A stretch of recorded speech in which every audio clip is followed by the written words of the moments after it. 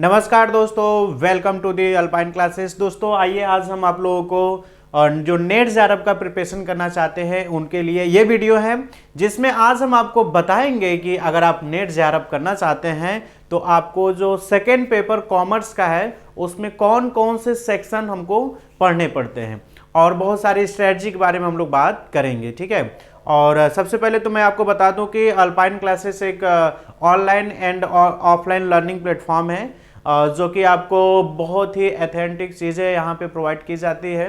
और आपको कोई भी एंट्रेंस एग्जाम हो, जैसे आपका बनारस हिंदू यूनिवर्सिटी का बीकॉम या एमकॉम हो या नेट जेआरएफ हो, ठीक है, तो यहाँ पे बहुत ही अच्छे तरीके से आपका प्रिपरेशन कराया जाता है। ठीक है ना, तो आइए हम आपको बता देते हैं कि नेट जेआरएफ का जो सेकेंड पेपर है उसका हम लोग कैसे तैयारी करेंगे कॉमर्स सेक्शन का। ठीक है, फर्स्ट पेपर तो सबके लिए कॉमन होता है और तो जो सेकेंड पेपर का सिलेबस है आज हम उसके बारे में डिस्कस करेंगे। ठीक है ना, और फर्स्ट पेपर का भी बारे में डिस्कस किया जा चुका है, तो वह वीडियो आपको मिल जाएगा। ठीक है, तो आइए अल्पाइन क्लासेस ऐप को डाउनलोड कर लीजिए, जिससे कि आपको फ्री में जो भी मटेरियल्स रहेंगे हम लोग ऐप में अपलोड कर देते हैं स्टडी मटेरियल सेक्शन में। जितना हम लोग हर एक कोर्स का हम लोग कुछ न कुछ 20% चीज़ें फ्री करते हैं और 100% अगर आपको चाहिए होता है तो पेड कोर्स करते हैं। ठीक है ना, बट एटलीस्ट आपको जो सिलेबस होगा ये फ्री में मिल जाता है और बहुत सारे गाइडेंस इन्फॉर्मेशन आपको फ्री मिल जाता है, जिससे कि बहुत सारे बच्चे जो होते हैं अगर वो चाहते हैं सेल्फ स्टडी करना तो उनके लिए एक बहुत टॉनिक की तरह काम करता है। ठीक है, तो ऐप को डाउनलोड कर लीजिए और टेलीग्राम को भी ज्वाइन कर लीजिए।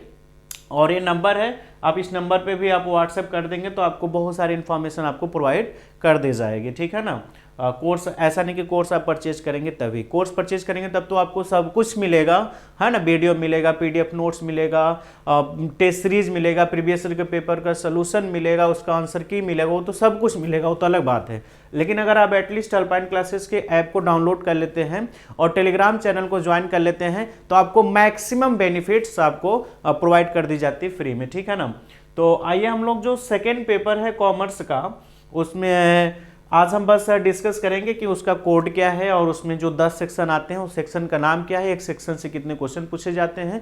और सबसे पहले तो आपको पता होना चाहिए कि अभी जो नेट जेआरएफ का पैटर्न चल रहा है उसमें माइनस मार्किंग नहीं है। ठीक है ना, तो और एक क्वेश्चन आपका 2 नंबर का होता है। ठीक है, तो माइनस मार्किंग नहीं है। तो आइए हम आपको बता दें कि यूजीसी नेट जेआरएफ यह सिलेबस आपको टेलीग्राम पे मिल जाएगा। ठीक है ना, तो सबसे पहले तो आप ये जानिए कि यूनिवर्सिटी ग्रांट कमीशन ब्यूरो, ठीक है, नेट जेआरएफ सिलेबस, इसका कोड होता है 08 होता है। कॉमर्स का कोड क्या होता है? 08 होता है। ठीक है ना, और फर्स्ट पेपर के बारे में भी आपको बताया जाएगा, अभी सेकेंड पेपर ही चल रहा है। तो टोटल जो सेकेंड पेपर है आपका 10 सेक्शन होता है और हर एक सेक्शन से 10 क्वेश्चन पूछे जाते हैं और एक क्वेश्चन 2 मार्क्स से टोटल 20 मार्क्स। ठीक है ना, हर एक सेक्शन से 10 क्वेश्चन पूछे जाते हैं और एक सेक्शन से 2 मार्क्स, तो टोटल कितना हो जाएगा? 20। ठीक है ना, तो टोटल 10 सेक्शन होते हैं और टोटल कितने हो जाएंगे? 100 क्वेश्चन हो जाएंगे ना। जैसे आपका फर्स्ट है business environment and international business. ठीक है, ये मैं आपको शॉर्ट सिलेबस बताने से पहले आपको मैं बता दूं कि इसका डिटेल सिलेबस भी हम आपको समझाएंगे और सिलेबस समझाने के बाद आपको कोर्स में भी सारे मटेरियल्स, आपका शॉर्ट समरी सिलेबस और लॉन्ग सिलेबस के साथ साथ आपको पूरा डिटेल कोर्स है। तो अल्पाइन क्लासेस ऐप को डाउनलोड करके कोर्स को भी एक्सेस कर सकते हैं। अदरवाइज आपको मैं यहाँ पे जो इन्फॉर्मेशन दे रहा हूँ इससे अगर आपका काम हो जाता है तो बहुत बेटर है। तो जो आपका फर्स्ट पेपर है business environment and international business, इसमें हम लोग पूरा टोटल देखिए नेट जेआरएफ में आपका ये नहीं पूछता ना कि आप किस 11-12 कॉमर्स थे कि नहीं थे, ग्रेजुएशन में आप कॉमर्स थे कि नहीं थे। आपको टोटल बेसिक से लेकर टफ तक आपका असर्शन रीजन से लेकर आपको मल्टीपल ट्रू एंड फॉल्स तक सभी क्वेश्चंस पूछे जाते हैं। ठीक है ना, तो आपका business environment and international business से रिलेटेड इसमें होते हैं जो कि 10 क्वेश्चन होंगे। सेकंड है आपका accounting and auditing. Accounting and auditing आपका वही ग्रेजुएशन में। आपको पहले एक इन्फॉर्मेशन देती हूँ, अगर आप बनारस हिंदू यूनिवर्सिटी से या फिर आप कहीं से भी बीकॉम और एमकॉम किए हैं, वहाँ का जो सिलेबस कंप्लीट, अगर आप बीकॉम एमकॉम का सेमेस्टर या फिर ईयरली जो सिलेबस होता है उसको आप पढ़ लिए हैं तो आपका समझ लीजिए कि 80% चीज़ें अच्छे से अगर आप पढ़े हैं तो 80% आपका सेकेंड पेपर हो जाएगा। बस आपको प्रीवियस ईयर के पेपर्स, है ना, आपको थोड़ा सा 2-3 महीने लगना पड़ेगा तो आपका नेट जेआरएफ हो जाएगा। ठीक है ना, तो ये है आपका अकाउंटिंग एंड ऑडिटिंग।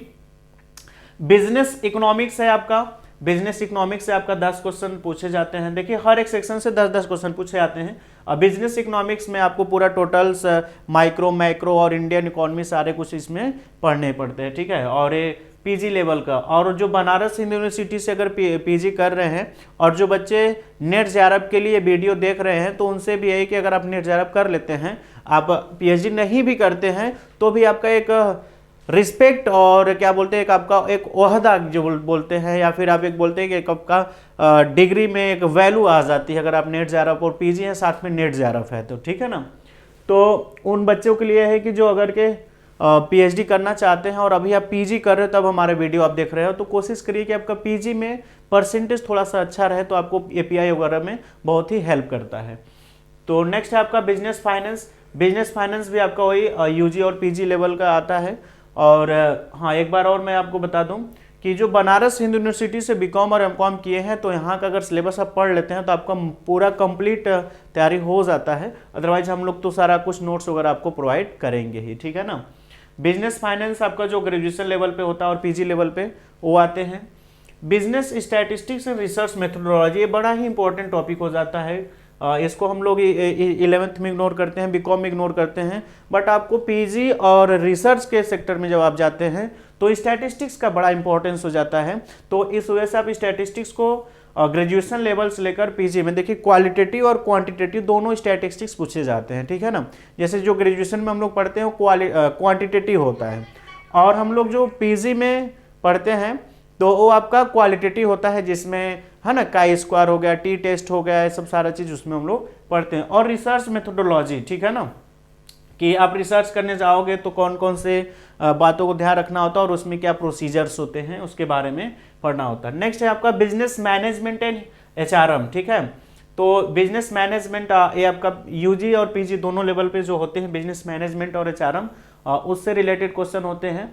और ध्यान रखिएगा कि क्वेश्चंस में आपको बेसिक नॉलेज के साथ साथ आपको कॉन्सेप्ट क्लियर होना चाहिए। कॉन्सेप्ट आपका क्लियर है तब आपको, बिकॉज इसमें जैसे असर्शन रीजन के बाद आपका जो कूट में क्वेश्चन देते हैं, जैसे 4 ऑप्शन में पहले का क्या होगा, सेकेंड का क्या होगा, फिर उसमें आगे ऑप्शन देता है, तो आपको एक आइडिया लग जाता है। अगर आप कॉन्सेप्ट क्लियर है तो आप उसको मैच करा के भी आंसर मिला सकते हैं, ठीक है ना।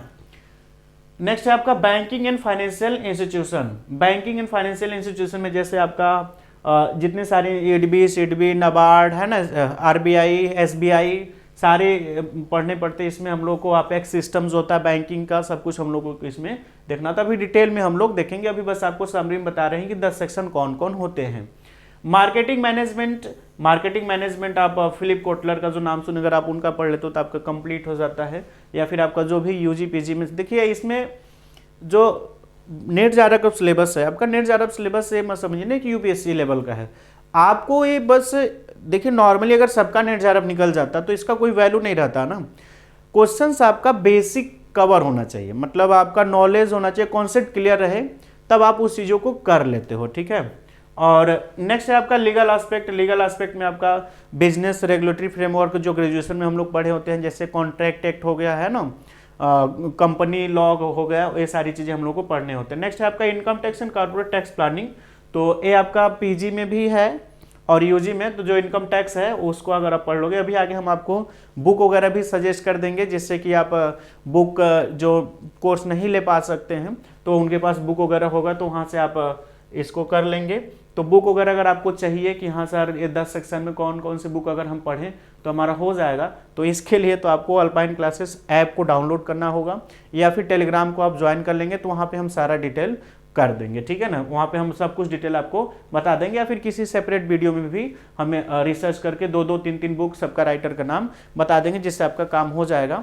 और फर्स्ट पेपर के लिए मैं बता दूं आपको टीएस मदान का मदान सर का जो है उनको अगर आप ले लेते हैं तो आपका फर्स्ट पेपर क्लियर हो जाता है। और सेकेंड पेपर हम लोग भी यहाँ पे तैयारी करवाएंगे तो नोट्स वगैरह सब कुछ दे देंगे, बट हमको बुक रिकमेंड आपको कर रहे हैं।